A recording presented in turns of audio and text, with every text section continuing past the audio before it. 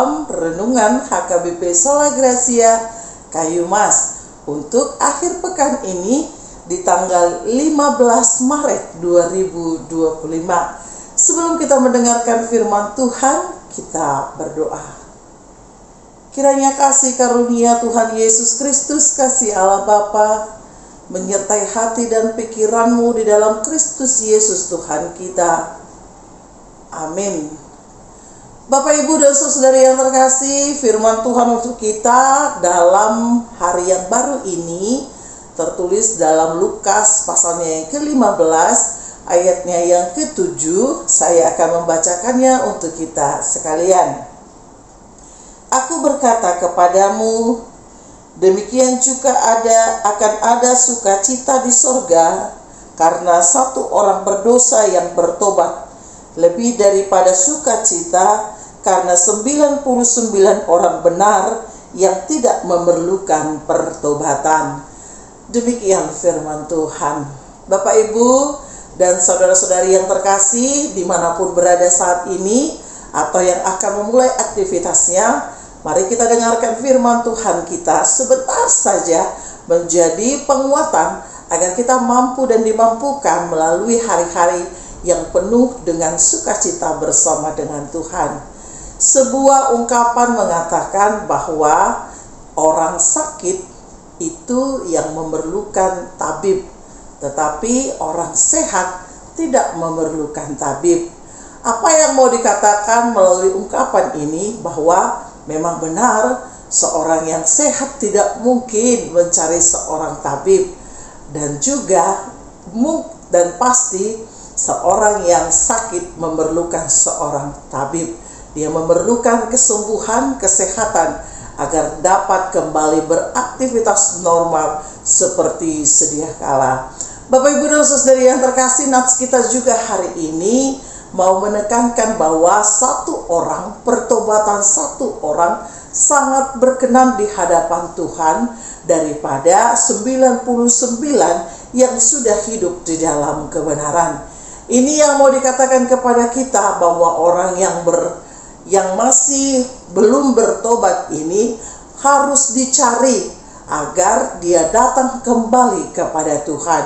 Orang-orang seperti inilah yang tidak sesuai dengan keinginan atau juga adat dan aturan orang-orang Farisi pada waktu itu. Para pemungut cukai, para pengemis, mereka menganggap bahwa orang-orang seperti ini tidak perlu untuk mendapatkan keselamatan karena mereka terlalu hidup di dalam keberdosaan, keterhinaan, sehingga menurut kaum Farisi, orang-orang seperti ini tidak mungkin mendapatkan keselamatan.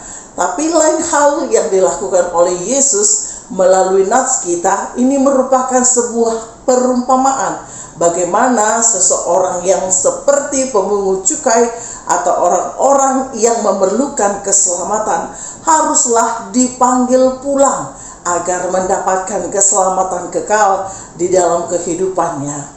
Bapak, Ibu, dan saudari yang terkasih, hal inilah yang mau ditekankan kepada kita, bahwa orang-orang yang rajin beribadah, orang-orang yang sudah mengenal Allah, bahkan bergumul dan menang bersama dengan Tuhan, merupakan orang-orang yang sudah hidup benar.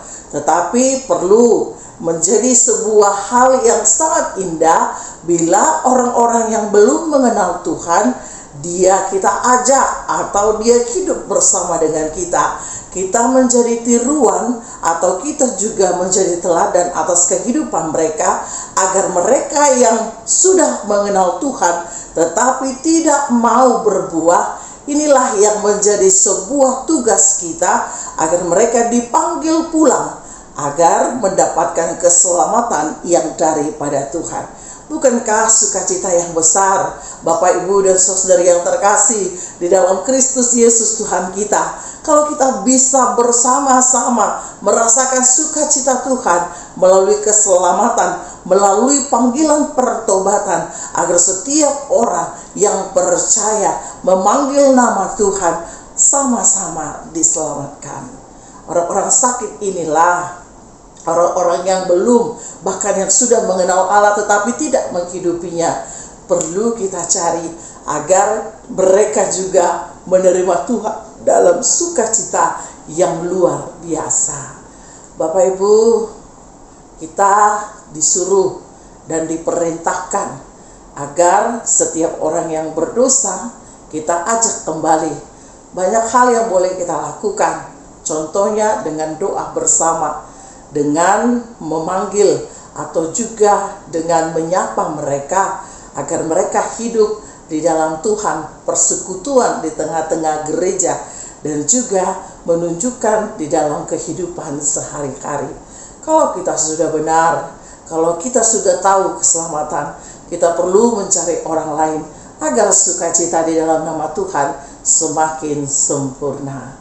Kiranya Tuhan menolong kita melalui setiap tiruan, dan kiranya Tuhan menolong kita untuk melakukan seturut dengan kehendak-Nya. Jangan lupa bertobat, jangan lupa berubah, jangan lupa untuk berkarya, dan jangan lupa untuk berdoa. Amin.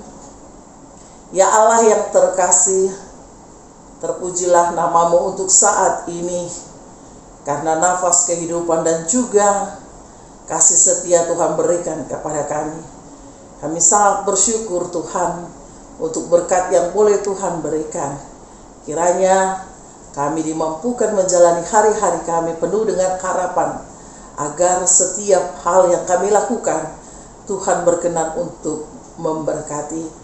Kami manusia yang jauh dari kata sempurna, yang jauh dari kata pertobatan, tapi saat ini Tuhan ingatkan kami dalam setiap langkah kami, agar kami menjadi berkat, agar hidup kami memberkati orang lain di dalam tingkah laku, di dalam kata-kata, dan juga di dalam perbuatan.